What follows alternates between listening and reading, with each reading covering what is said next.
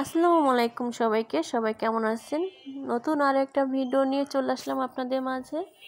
তো আজকে আমার ভিডিওতে সবাই দেখতে পাবেন সকালের নাস্তায় আমি মিক্স সবজি রান্না করব, রুটি বানাবো আর দুপুরের খাবার দাবার মোটামুটি। আর বিকেলবেলা একটু আমার মেয়েকে পড়তে বসাবো। তো সবাই প্লিজ আমার ভিডিওটি ফুল ওয়াচ করবেন।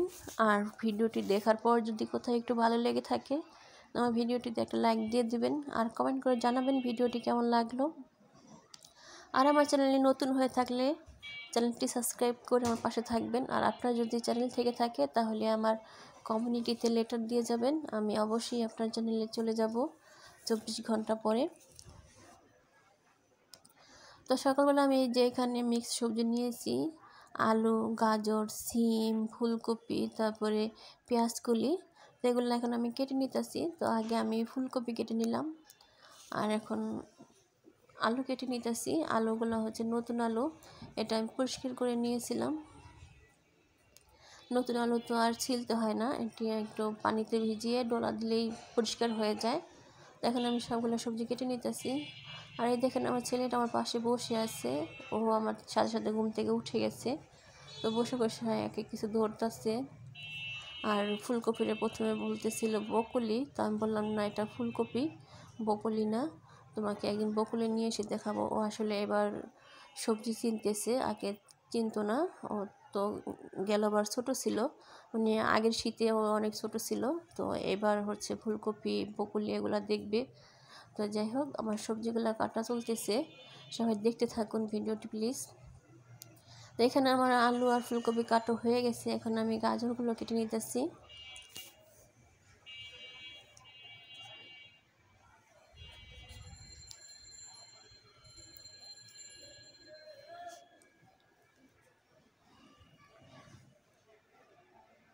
বাচ্চারা মায়ের সাথে বসে বসে সব কিছু শিখে যায়।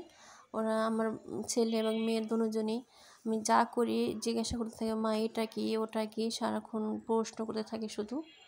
তো এইভাবেই বাচ্চারা অনেক কিছু শিখে যায়। এখানে সবগুলো সবজির নাম আমার ছেলে জিজ্ঞাসা করেছে, এটা কি সবজি, ওটা কি সবজি, এটাকে কি বলে, তারপরে কি করব।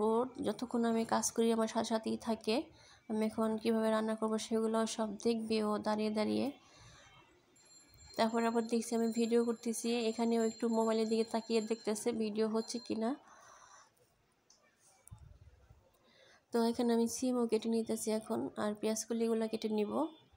এখন শীতের দিনে পেঁয়াজকলি দিলে যে কোনো তরকারিতে দিলে ভালো লাগে। আমার কাছে তো পেঁয়াজকলি অনেক ভালো লাগে। তো কার কার কাছে পেঁয়াজকলি রান্না করতে ভালো লাগে, খেতে ভালো লাগে, একটু বলবেন।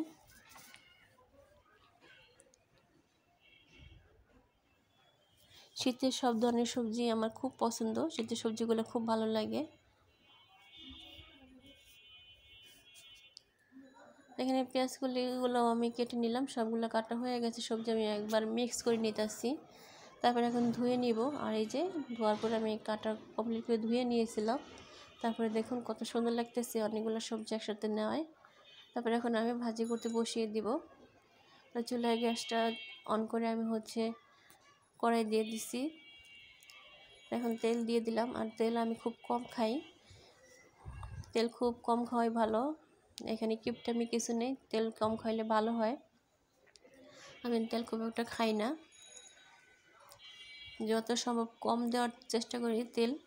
এখানে তেলে আমি পেঁয়াজ কুচি আর কাঁচামরিচগুলো দিয়ে দিচ্ছি। এখন একটু হলুদের গুঁড়া দিব, সামান্য একটু মরিচের গুঁড়া দিব আর লবণ দিব। মরিচের গুঁড়াটা একবারেই কম দিব, কারণ কাঁচামরিচ ব্যবহার করছি আর এই সবজিটা আমার বাচ্চারাও খাবে।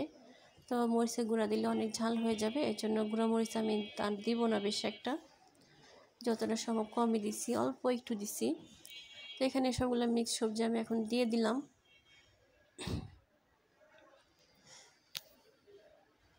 এখন আমি ভালো করে মিশিয়ে নিব, মিশিয়ে তারপরে ঢেকে দিব। আর এই সবজি ভাজিটা কিন্তু অনেক মজা হয়েছিল, রুটি দিয়ে খেতে খুব ভালো লেগেছে।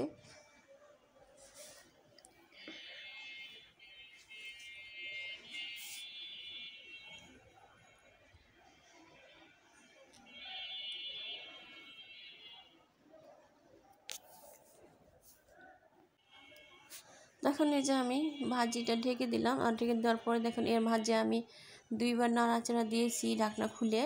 তো সবজিটা এখন সিদ্ধ হয়ে গেছে ভালো করে। তো এখানে আমি এখন ধনিয়া পাতা দিব। এই ধরনের ভাজিতে ধনিয়া পাতা দিতেই হবে, তাহলে খুব ভালো লাগে। আর সবগুলো সবজি কিন্তু খুব ভালো করে সিদ্ধ হয়ে গেছে। গাজর, আলু, ফুলকপি সব কিছু সিদ্ধ হয়ে গেছে। ফুলকপি তো অনেক তাড়াতাড়ি সিদ্ধ হয়ে যায়।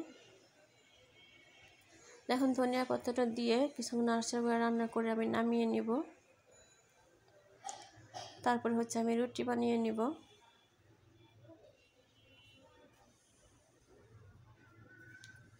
সবজি কালারটা কিন্তু খুব সুন্দর দেখা যাচ্ছে আর খেতেও দারুণ হয়েছিল।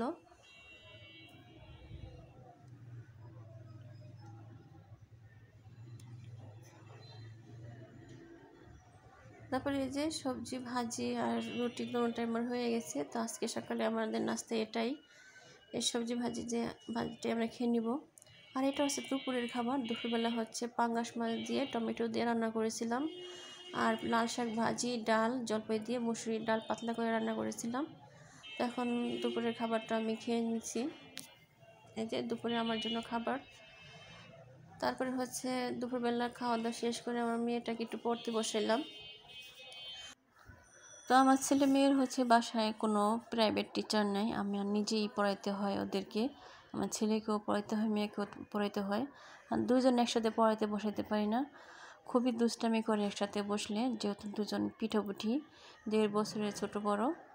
তো দুজন একসাথে বসলে খুবই দুষ্টামি করে, একসাথে বসালে খুবই কষ্ট হয় পড়াইতে আমার। এই জন্য চেষ্টা করি একজন ঘুমিয়ে থাকলে আরেকজনকে পড়াইতে। তো এখন ছেলেটা ঘুমাইছে, এই জন্য মেয়েটাকে একটু পড়তে বসাইছি। যখন ছেলেটা উঠবে তখন আবার ছেলেটাকে একটু পড়াইবো। আর ছেলে মেয়ে মানুষ করার ক্ষেত্রে মায়ের অবদান একটু বেশি থাকে, কারণ বাবা তো সবসময় বাসায় থাকে না, বাবা কাজের জন্য বাইরে চলে যায়, মা বাসায় থাকে। মায়ের সাথে ছেলে মেয়েরা বেশি সময় ধরে থাকে। তো সবাই আমার ছেলে মেয়ের জন্য দোয়া করবেন। তো আজকে আমার সাথে এই পর্যন্ত যারা আছেন, আমার ভিডিওটি দেখছেন, তাদের সবাইকে অসংখ্য ধন্যবাদ। আমার ভিডিওটি কেমন লাগলো কমেন্ট করে জানাবেন। আর যদি লাইক নেওয়া দিয়ে থাকেন তো অবশ্যই একটা লাইক দিয়ে দেবেন। আর সবাই ভালো থাকবেন, সুস্থ থাকবেন। আজকে ভিডিওটি এই পর্যন্তই। ভালো থাকবেন সবাই। আবার চলে আসবো নতুন কোনো ভিডিও নিয়ে। আল্লাহ হাফেজ।